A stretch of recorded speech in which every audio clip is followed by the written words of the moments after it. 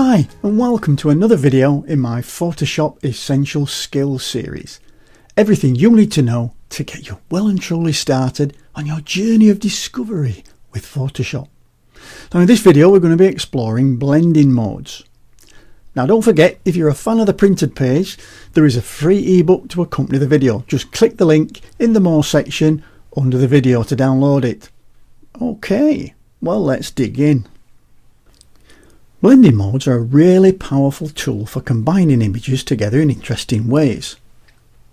Let's see what the blending modes are, where we can find them and how they actually work. Now blending modes allow us to combine or merge multiple layers together so we can see in the composite image different tones from each of the images.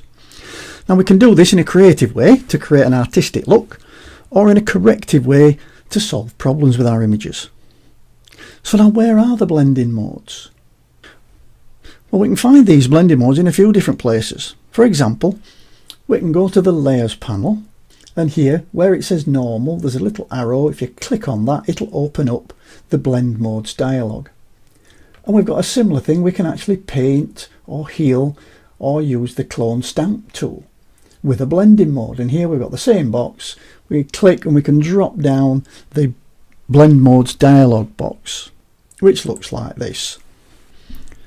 Now at first glance this dialog can be a little bit intimidating. What on earth are all these options here? There's so many options that at first glance they don't seem to make much sense. Well, to be honest, there is some deep and heavy maths associated with how blending modes work. But thankfully we never have to know that. If you look in more detail at the dialog box, there are some grey lines. Here you can see them. And what this allows us to do is to separate the blend modes into different groups. Now for example, the first group here are called the darken blend modes. And what they allow us to do is to blend layers together in a way that creates some sort of darkening effect. So that they all create a darkening effect, but they do it in slightly different ways. Next we have the lighten blend modes, and these do exactly the opposite of the darken blend modes. They actually result in a lightened version of the image. Next we have a group which are headed by the overlay blend mode, and these are the contrast adjusters, and what these tend to do is to darken the darks and lighten the lights, but they don't tend to have much of an effect on the midtone, so they end up having a more contrasty feel to the image. Next we've got the comparative group. This group's helpful when you're trying to align things or create more artistic looks in your photographs. And last but not leastly, we have some blending modes called colour, and these really are really useful when you're working with colour. So if you begin to think about these in different groups, it can help you start to look for the right blending mode for the effect that you want to create. So we'll just go through them again. We've got the darken blend mode, we've got the lighten blend mode, we've got the contrast adjusting blend modes, we've got some comparative blend modes, and we've got the colour blend modes. So now we know what they actually are, how do they work? How do we actually use blending modes?